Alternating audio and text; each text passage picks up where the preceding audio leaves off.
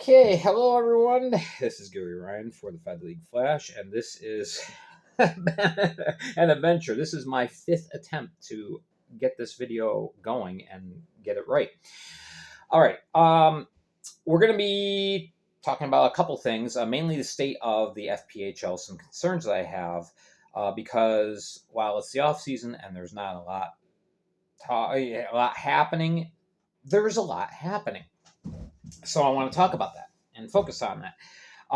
First, let's cover this. Last thing came across the wire. Thank you, Jake Johnson, for announcing this on the Elmira Facebook page.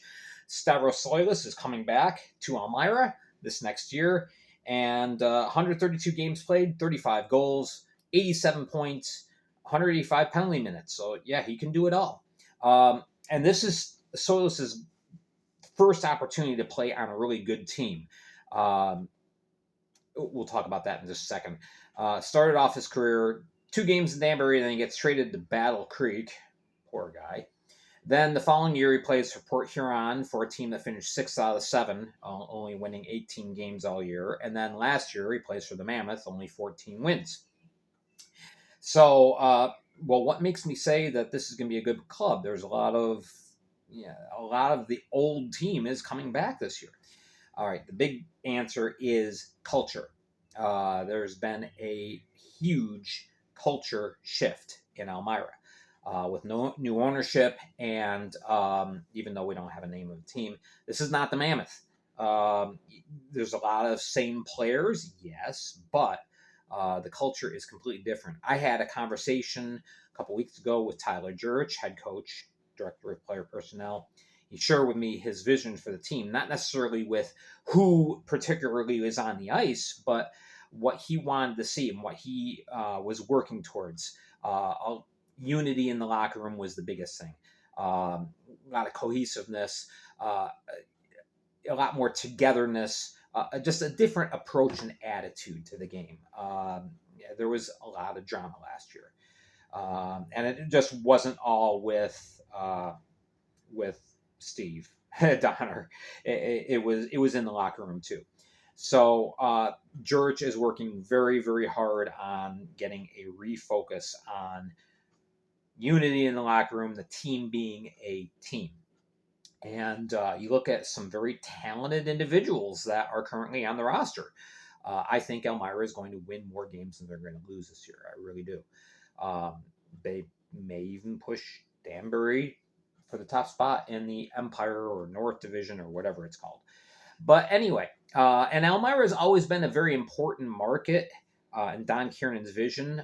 When the FPHL started, there was already an ECHL team in Elmira, so he couldn't put a team there. But he had in mind kind of a core group of teams: Watertown area, Danbury, Binghamton.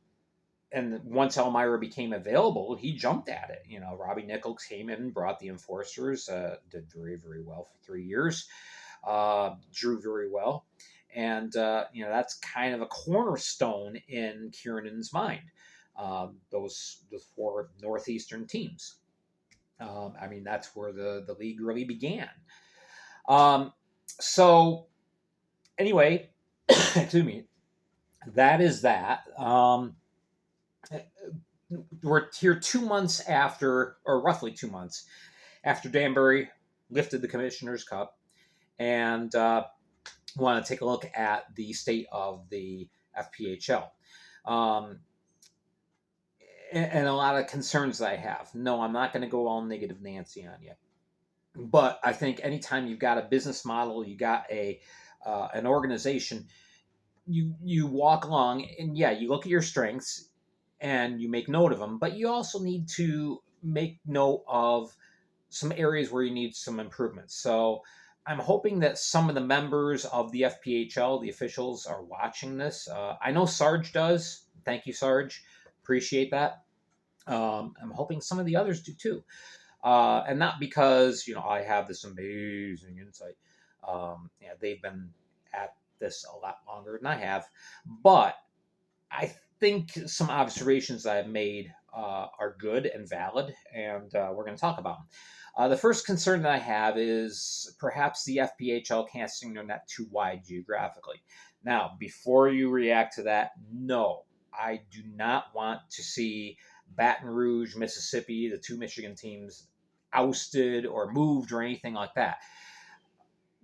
The great markets, and they need to be built up and kept, but you need to fill in the middle area. Geographically, you got the northeastern cluster up here. You got the two Michigan teams, and then you have like what I call the crescent of southern teams. But in here, there's nothing right now, and I really feel like the Midwest and the Mid-Atlantic region have been largely forgotten. I understand the lure to the south. It's a largely untapped market, and you've got a lot of great facilities down there. And people are getting turned on the hockey in the South. So expansion to the South is good and valid, but uh, we need to fill in things to make scheduling a lot better for future years. The schedule this year, it is what it is. Um, but anyway, I'm not going to get into all that. But you've got a lot of great cities that have an ice arena without a team, and I know there's a lot of factors involved that I am not privy to. But yeah, you got cities like Johnstown, Pennsylvania. You got Troy, Ohio, Mentor, Ohio. There was a team in Mentor before COVID killed it, basically. That's the short answer. Bloomington, Illinois, again, getting ready to go, and then COVID hit, and then management fell apart. If you get a good, solid management group, Bloomington would be a great market. Uh, Danville would also be a great market if it weren't for the arena board being so stubborn and not willing to work with a pro team where it could make some money. But maybe you get a couple of new arena board members, maybe that'll change. Kentucky, largely untapped market. There's a lot of great cities with ice arenas in Kentucky. That'd be a great place to go. But hey, yeah, I think that middle area really needs to be focused on and built up for the strength overall of the league. It's going to make scheduling a lot easier, a lot more beneficial with teams traveling.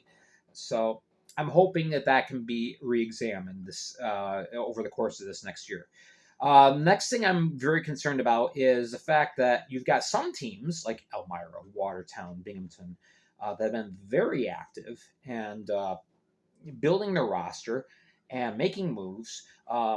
To a lesser degree, teams like Columbus and Port Huron and Carolina have also been getting things shored up. But then you have complete inactivity by Baton Rouge and by Wytheville, Virginia. And here you go. You got your two newest teams. You don't have a team name. You don't have any marketing tools in place. You don't have much of a roster. The only roster you have came from the expansion draft. And then, Wytheville made a trade 2-for-2, but really it was 2-for-1 because the one player coming back isn't even going to play in the FPHL this year. So I don't understand it. I mean, how are you going to reach out and draw in new fans if you don't have a name, you don't have a logo, you don't have any marketing tools in place, you don't have information about how to get tickets? 3 months to go before puck drop, and none of this stuff is in place in either of those two cities, and that's very concerning to me. I want to see these two cities succeed. Baton Rouge has had hockey in the past. Wytheville, this is their first plunge into it, but I see a lot of potential there. The potential is enormous, but potential and reality can be two different things. And right now, they seem very much two different things. I'm very concerned about that, and I'm hoping that something will be presented very, very soon with team name announcements and getting going with getting things marketed because the clock is ticking. The biggest thing that I want to focus on is the inactivity on the FPHL website. And your website is your biggest tool. any organization or business, your website is your biggest tool because it is the most far-reaching uh, method of advertising and presenting yourself. And the FPHL during the off season, it's not just this year; it's been every year. Um, the FPHL just kind of goes dark during the off season, and here I am. Minor pro hockey's out there, bench minor hockey's out there, 10-minute misconduct is out there.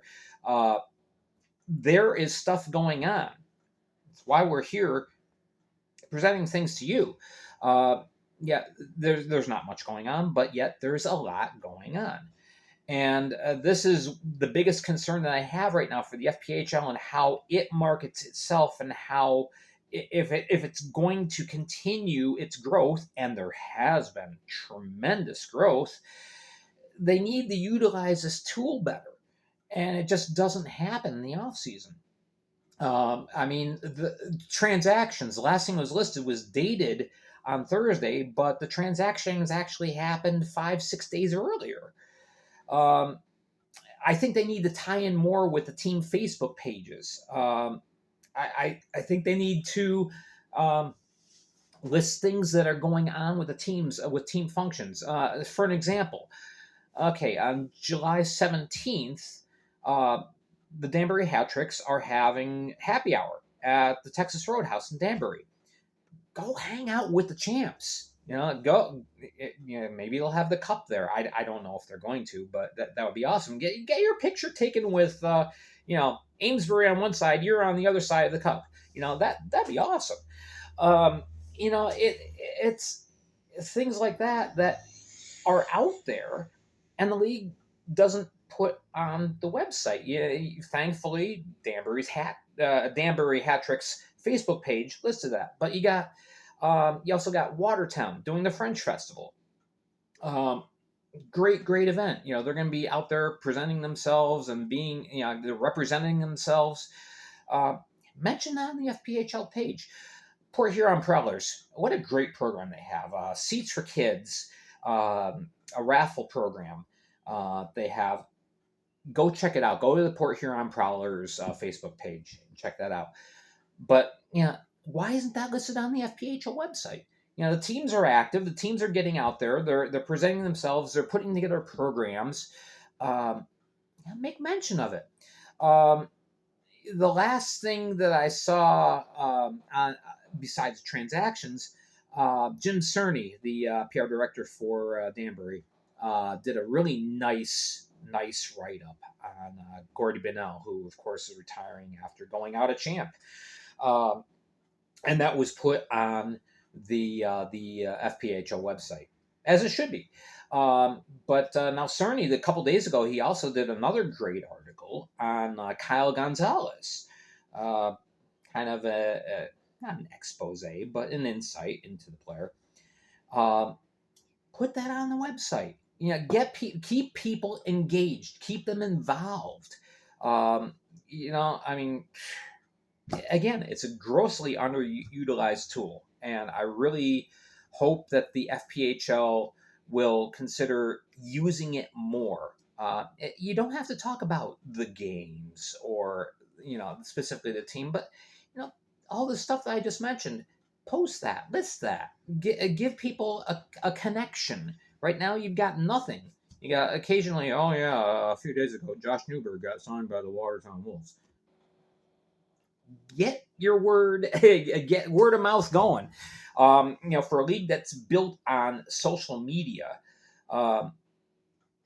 this is really key. And so I'm hoping that, again, some people in the FPHL offices will see this, say, he's got a point. We need to do more with this. So, again, I don't want to go all negative on you. FPHL is leaps and bounds beyond what it was 14 years ago. And I think it'll continue to grow. But, foster that growth. Put yourself out there. So anyway, let me know what you think. Give me a like, give me a subscribe, all that good stuff. Remember, we're on Spotify on Thursdays. I'm on Facebook, Fed League Flash, posting stuff as often as I can. So keep in touch. All right. Thank you again for watching and for your support. This is Gary Ryan for today's Fed League Flash.